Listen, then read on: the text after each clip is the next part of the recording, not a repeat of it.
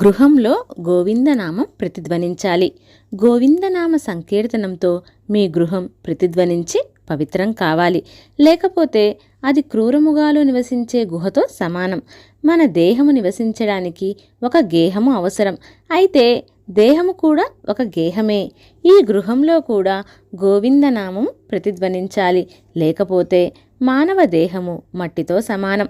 ఒకనాడు భక్త కబీరు రాముని కోసం పీతాంబరం నేస్తున్నాడు.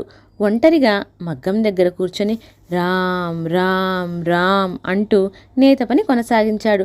బట్ట 20 గజాల పొడుగు సాగినా కబీరు నేత పని ఆపలేదు.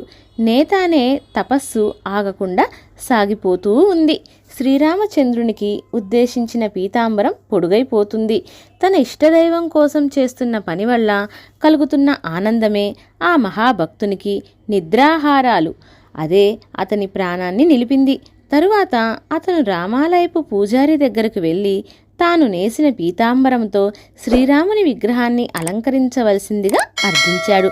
ఆ పీతాంబరం వేలెడు ఎక్కువ తక్కువ కాకుండా సరిగ్గా సరిపోయింది.